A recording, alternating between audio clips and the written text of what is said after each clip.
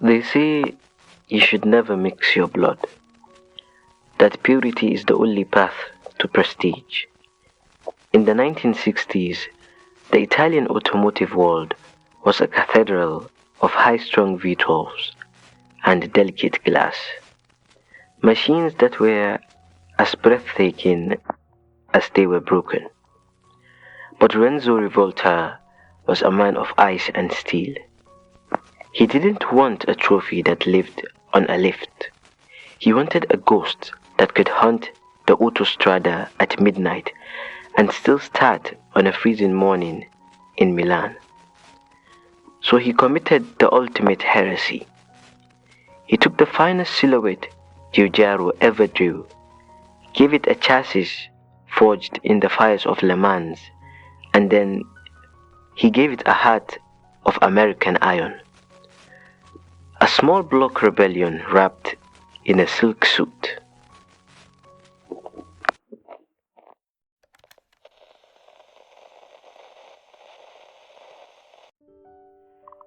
In the beginning, there was no scream of a V8. There was only the hum of a refrigerator. Renzo Rivolta was a man of cold utility, a king of the isothermos empire. But inside the industrialist, there was a ghost. He looked at the Ferraris and Maseratis of the 1960s and saw a beautiful lie. He saw machines that were poetic in motion, but tragic in the workshop.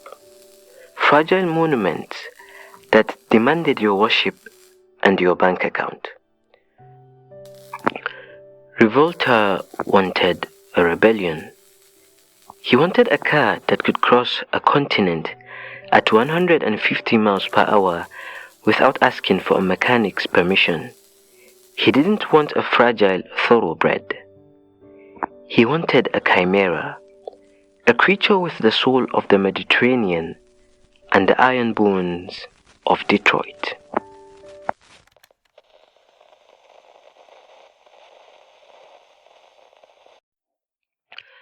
To build a monster, you need a dream team of heretics. First, Giotto Bizzarrini, the man who gave Ferrari the GTO, only to be cast out in the Palace Revolt.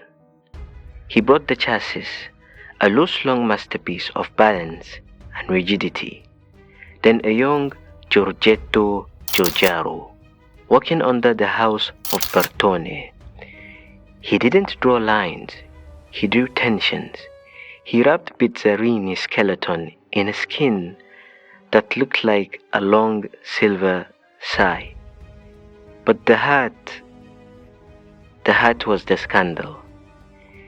In a land where the V12 was sacred, Rivolta looked across the Atlantic.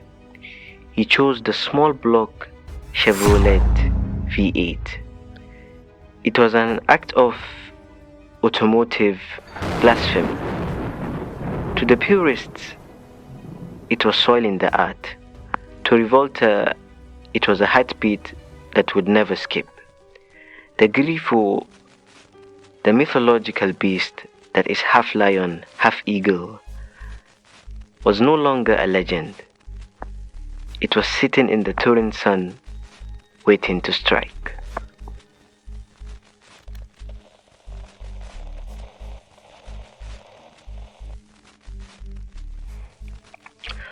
As the years went by, the Grifo grew restless.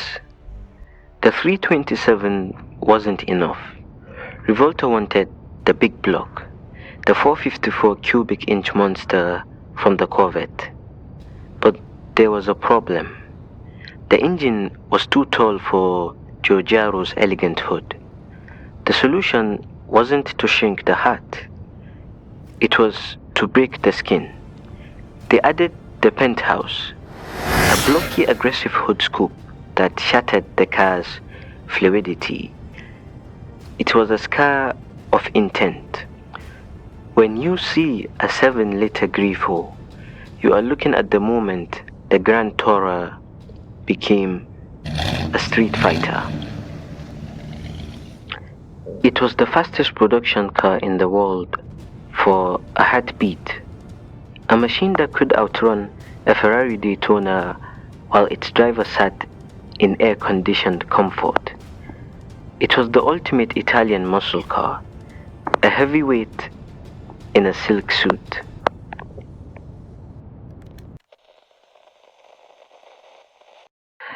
But every rebellion has its civil war. Bizzarrini wanted to race. He wanted the Grifo to be a weapon, a loose long blade called the A3C that would conquer Le Mans. Rivolta wanted a masterpiece for the road, a luxury GT for the elite. The tension between the engineer and the industrialist eventually snapped. The Grifo split in two. Bizzarrini took his Corsa and turned it into the 5300 GT, a car so low it looked like it was trying to merge with the track. Rivolta kept the Lusso. They were two halves of a fractured soul. One died in the dirt of the track. The other lived in the driveways of kings. But for a few years in the mid-60s, they were the same thought. A singular moment when Italian beauty and American brawn were in perfect, violent sync.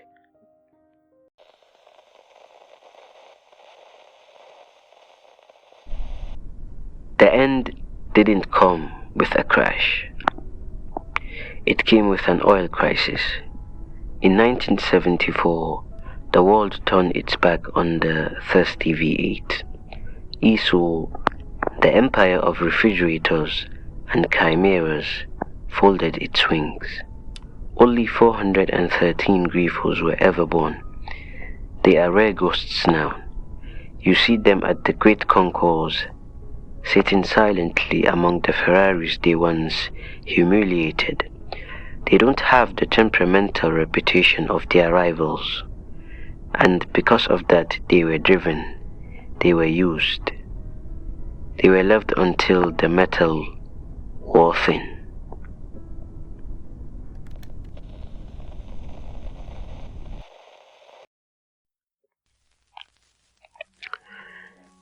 We don't remember the Iso Grifo because it was perfect. We remember it because it was honest. It was a car that didn't lie about its origins. It offered the grace of Giotto and the reliability of a small-town mechanic. It was the dream of a man who believed that art should be able to start on a cold morning. The Grifo is the lion and the eagle, the blood and the iron. It is a reminder that sometimes the most beautiful things are the ones that shouldn't exist, but do simply because someone was brave enough to drive a wedge between tradition and reality.